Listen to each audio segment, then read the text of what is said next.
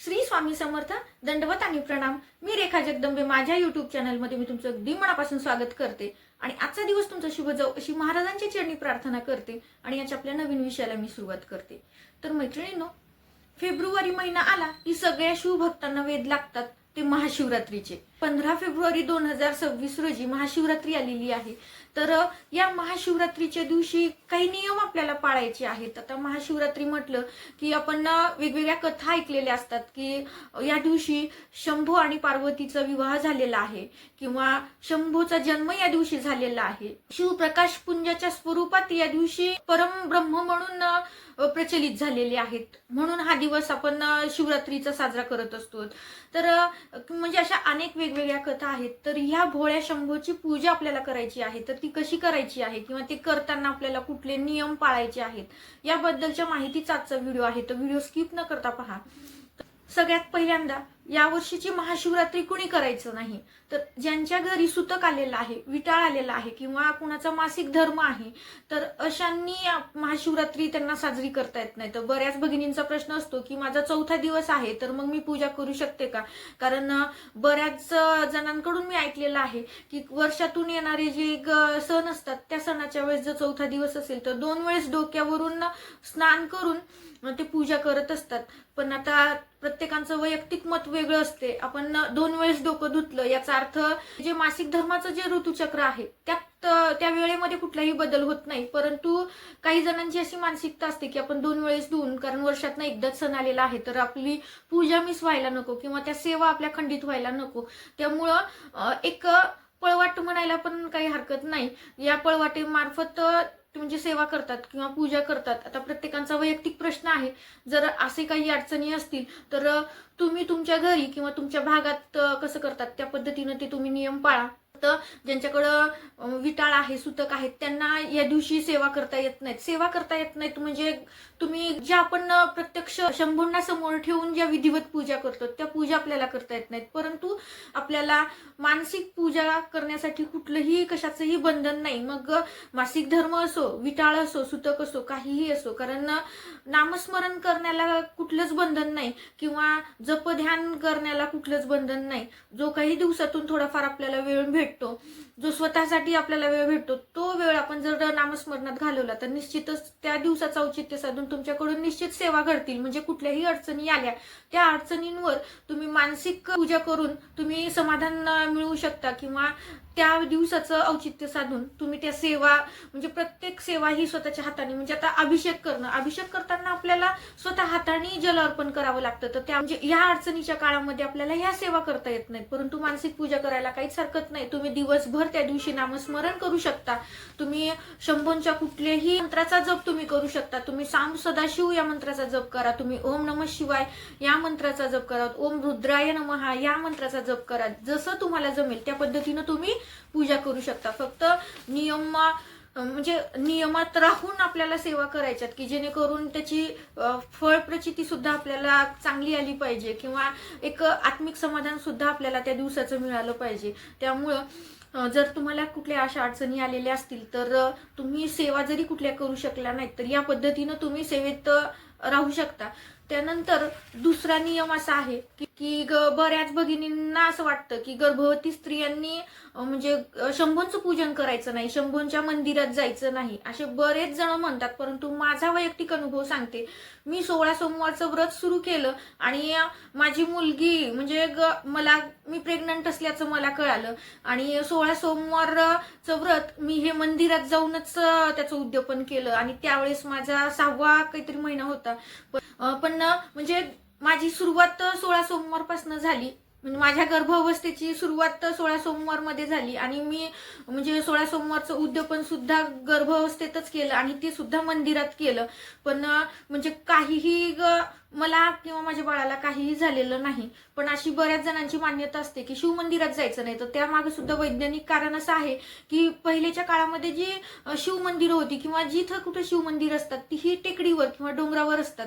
तर डोंगरावर आपण जसं जमिनीपासून वर जातो तर ऑक्सिजनची लेवल कमी होते आणि गर्भवती स्त्रियांना म्हणजे ऑलरेडी त्यांच्या शरीरात गर्भ वाढत असल्या कारणानं त्यांना मोठ्या एनर्जीची आवश्यकता असते. तर असं उंचावरती गेल्यानंतर त्यांना ऑक्सिजन घ्यायला त्रास होऊ नये किंवा त्यांचा बाळाला त्रास होऊ नये या उद्देशाने आपण म्हणजे गर्भवती स्त्रियांनी मंदिरात जायचं नाही असं म्हणतो. परंतु आता आपल्याला भरवस्तीमध्ये कुठं पण शिवमंदिरं असतात, तर त्या ठिकाणी तुम्ही जाऊन पूजा करायला काहीच हरकत नाही. आता त्यामागचं कारण असतील तर ती मला माहिती नाहीत, परंतु वैज्ञानिक कारण असं आहे की आपल्याला ऑक्सिजनचा पुरवठा भरपूर व्हावा, आपल्या बाळाला आपल्याला काही इजा पोहोचू नये या कारणाने अशा म्हणजे शिवमंदिरात जाऊ नये असं म्हणतात. पण त्यामागं पौराणिक काही कथा असेल तर ती मला अद्याप माहिती नाही. परंतु मी स्वतः गर्भावस्थेमध्ये मी शंभूंना म्हणजे मंदिरात जायची, शंभूच्या सगळ्या पूजा करायची किंवा आता 16 सोमवारचं व्रत सुद्धा मी खूप व्यवस्थितरित्या पूर्ण गर्भावस्था माझी म्हणजे सुरुवातीचा सगळा काळ माझा ह्या सेवेमध्ये गेलेला आहे. त्याच्यामुळं निश्चित ज्यांच्या डोक्यावरती शंभूंचा वरदहस्त असतो, मग ते आजारी असो, गर्भवती असो, कुणीही असो, सेवेपासून वंचित राहायचं नाही. म्हणजे शक्यतोपर्यंत असं असतं की रुद्राभिषेक करत असाल, तुम्ही शिवमहिम्न घेत असाल किंवा तुम्ही शिवलीलामृतचं पारायण करत असाल, तर अशा वेळेस तुम्हाला बैठक जास्त वेळ करावी लागते. तर बैठक केल्यामुळे तुमच्या गर्भाला त्रास होऊ नये, गर्भातल्या बाळाला त्रास होऊ नये किंवा तुम्हाला काही त्रास होऊ नये या उद्देशाने पूजा करायची नाही. तर जसं तुम्हाला शक्य आहे, जर तुम्हाला बैठक शक्य असेल तर निश्चित तुम्ही करू शकता.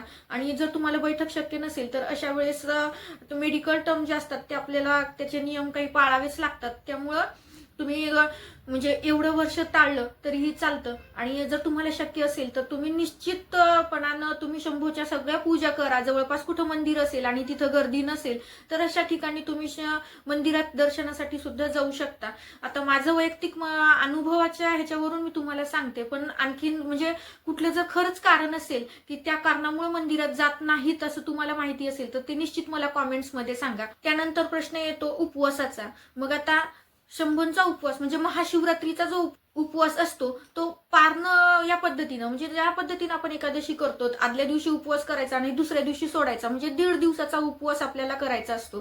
तर हा उपवास ज्यांना शक्य आहे त्यांनीच करावा. गर्भवती स्त्रियांनी उपवास केला नाही तरीही चालतो, कारण शेवटी गर्भातलं बाळ जास्त महत्वाचं, त्याला सगळं म्हणजे व्यवस्थित आहार त्याला सुद्धा मिळायला हवा, कारण तुमच्या आहारावरती त्याचा आहार अवलंबून असतो. त्यामुळे गर्भवती स्त्रियांनी उपवास नाही केला तरीही चालतो. उपवास न करता तुम्ही सगळ्या सेवा करू शकता, पण उपवास शक्यतोपर्यंत टाळा. आणि जर तुमची तीव्र इच्छा असेल की मी आतापर्यंत मला समजते तसं मी एकही उपवास सोडलेला नाही, तर असं जर तुम्हाला वाटत असेल, तुमची तीव्र इच्छा असेल, तर तुम्ही उपवास सुद्धा निश्चित करू शकता. पण तुम्ही मोठ्या प्रमाणात म्हणजे तुम्ही जेवण ज्या पद्धतीनं करतो त्या पद्धतीनं तुम्ही उपवास म्हणजे उपवास म्हणलं की अल्पाहार म्हणतात, तर अल्पाहार न घेता तुम्ही भरपेट आहार घेऊन उपवास केला तरी चालतो. आणि ज्यांना गोळ्या औषधं वगैरे चालू असतात तर त्यांनी उपवास नाही केला तरीही चालतो.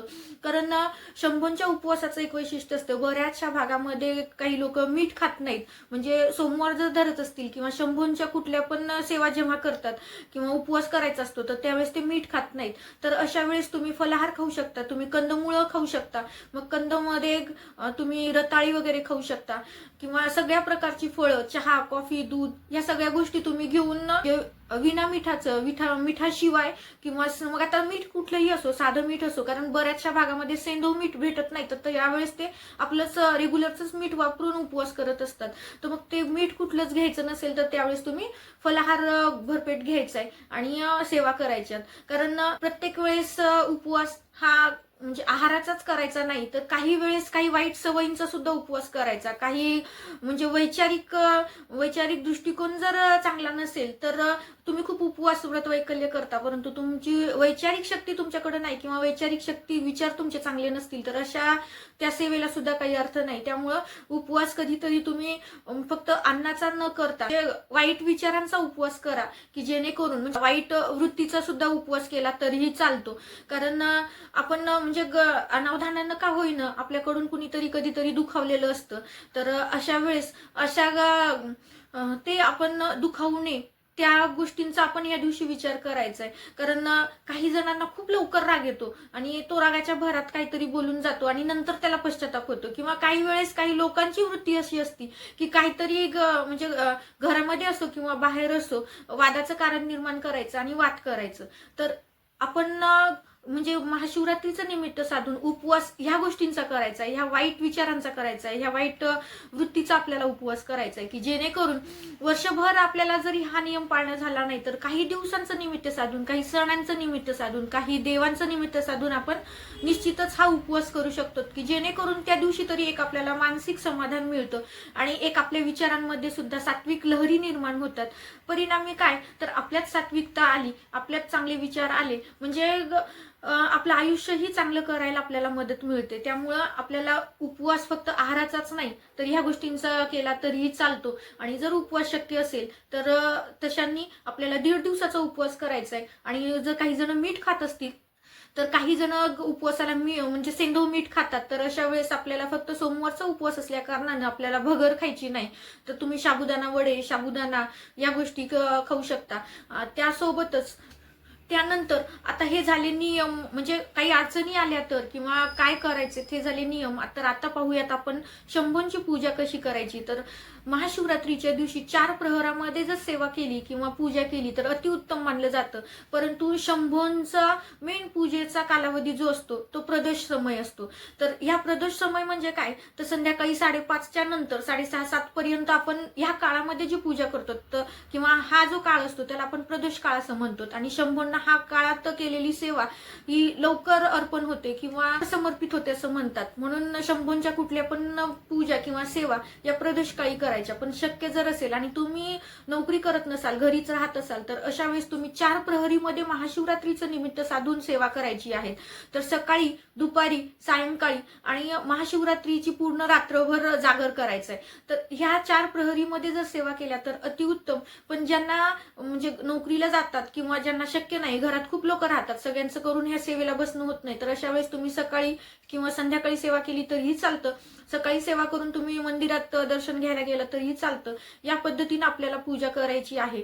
आणि या पूजेच्या मध्ये मग आपल्याला साहित्य काय वापरायचं आहे तर साहित्य जे आपल्या घरामध्ये आहे, जे आपण खरेदी करू शकतो एवढं साहित्य जरी शंभूंना अर्पण केलं तरी अतिउत्तम. कारण शंभू हे भावाचे भुकेले आहेत. कुठलीही देवी देवता असो ते फक्त भावाचे भुकेले असतात. आपण किती श्रद्धेने त्यांना अर्पण करतो ह्या गोष्टींचं महत्व आहे. जर आता धोत्र्याचं फूल तुम्हाला भेटतच नसेल, धोत्र्याचं फळ तुम्हाला भेटतच नसेल आणि तुम्ही जीवाचा आटापिटा करताय की मला आज महाशिवरात्री आहे आणि मला हे भेटायलाच हवं, तर तो आटापिटा न करता तो काळ तुम्ही तुमच्या सेवेमध्ये, नामस्मरणामध्ये, शंभूंच्या जपामध्ये तुम्ही घालवू शकता. तर निश्चित ती सेवा शंभूंना अधिक प्रिय होईल.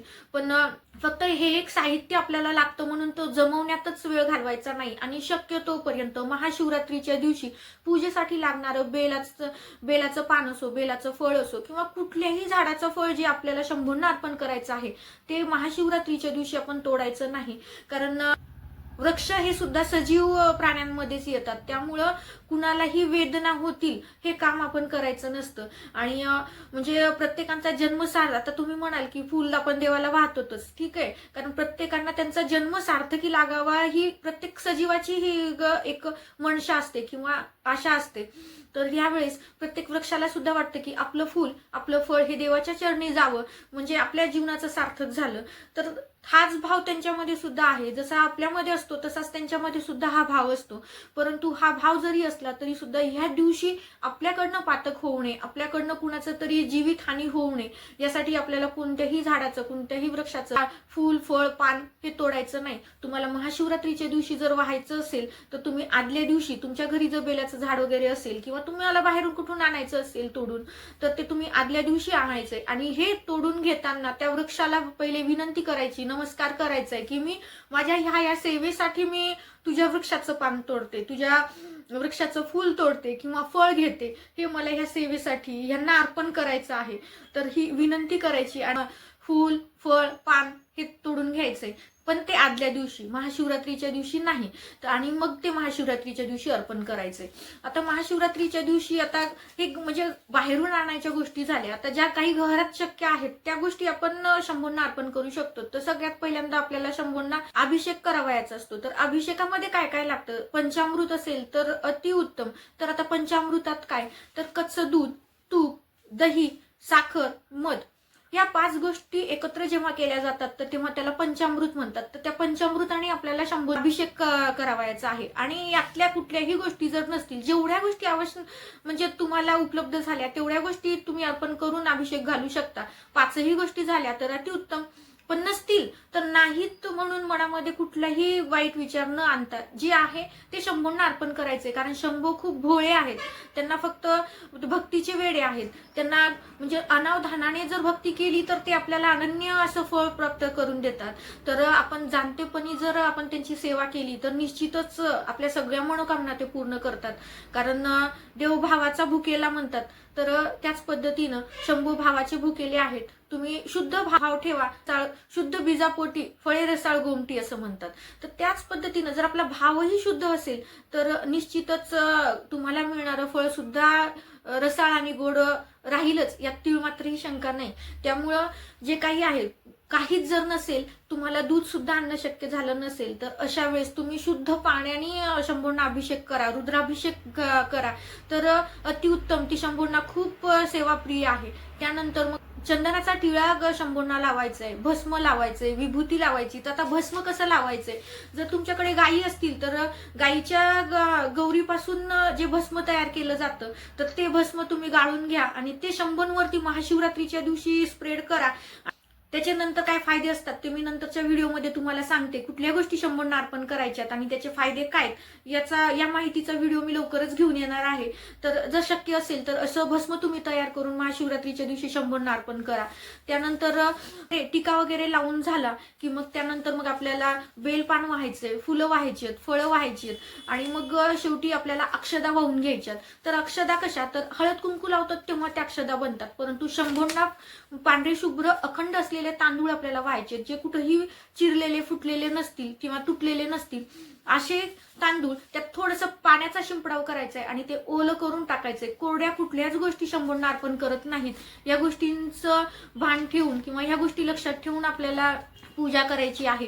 त्यासोबतच आपल्यावरती जर पितृदोष असेल तर अशा वेळेस आपला पितृदोष नाहीसा व्हावा म्हणून महाशिवरात्रीच्या दिवशी शंभूंवरती काळे तीळ अर्पण केले तरी बऱ्यापैकी आपला पितृदोष नष्ट होतो असं मान्यता आहे. त्यामुळे तुम्ही जर काळे तीळ उपलब्ध असतील तर ते तुम्ही अर्पण करू शकता. त्यानंतर वेगवेगळी जिन्नस जी घरामध्ये असतात ती जिन्नस आपण शंभूंना अर्पण करू शकतो. परंतु ही साधी सोपी सेवा की आपल्याला अभिषेक घालायचा आहे, नंतर टिळा लावायचा आहे किंवा टीका लावायचा आहे, नंतर फुलपान व्हायचंय, ही साध्या पद्धतीची ही पूजा आहे. तर वेगवेगळे जिन्नस कशासाठी वापरतात तर ते पण मी तुम्हाला सांगेलच. तर जेवढे शक्य आहेत किंवा जेवढे घरामध्ये उपलब्ध आहेत तेवढे जिन्नस तुम्ही शंभूंना अर्पण करा आणि या पद्धतीनं तुम्ही पूजा करून घ्या.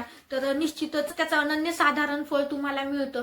त्यानंतर असं बरेच जण असं म्हणतात की महाशिवरात्रीच्या दिवशी घरीच पूजा करायची का, मंदिरात जायचं नाही का.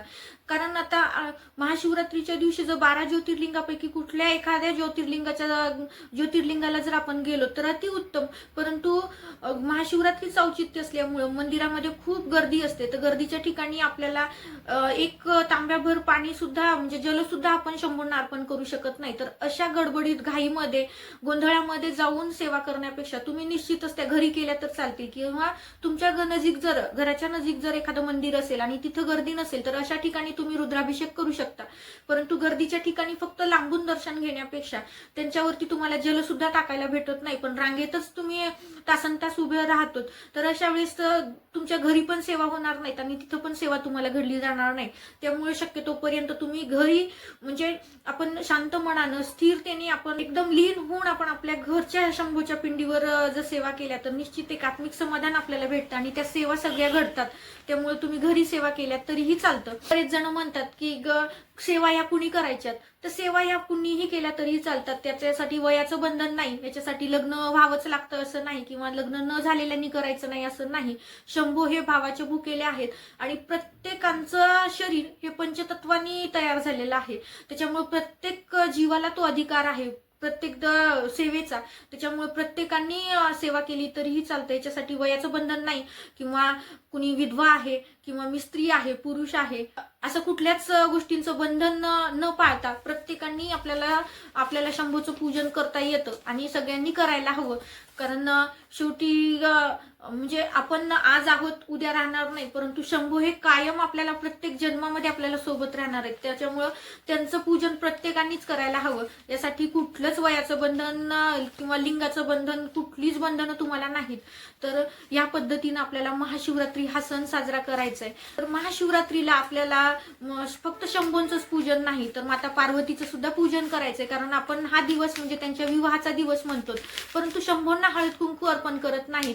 त्यामुळे आपल्याला शंभूच्या पिंडीच्या बाजूला एक सुपारी स्थापन करून माता पार्वतीचं स्थान म्हणून सुपारी स्थापन करायची. 2 विड्याच्या पानावरती करा किंवा थोड्या अक्षदा टाकून त्याच्यावरती सुपारी तुम्ही ठेवू शकता आणि माता पार्वती म्हणून विधिवत त्या सुपारीचं पूजन करून घ्यायचं. आणि जी सुवासिनीची ओटी भरतो ती ओटी सुद्धा आपण सुपारीच्या समोर भरून ठेवली, कारण आपल्याला माता पार्वती आणि शंभूंचं दोघांचं पण पूजन करायचंय. त्याच्यामुळे तुम्ही ती सुपारी मांडून माता पार्वतीचं सुद्धा पूजन करा. आणि ह्या पद्धतीनं महाशिवरात्री हे नियम पाळून जर तुम्ही महाशिवरात्री साजरी केली तर निश्चितच शंभू तुमच्यावरती प्रसन्न होतील आणि शंभूंचा नित्य वरदहस्त तुमच्यावरती राहील.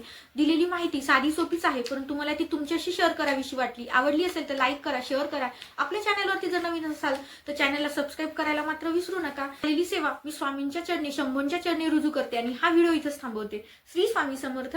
दंडवत आणि प्रणाम.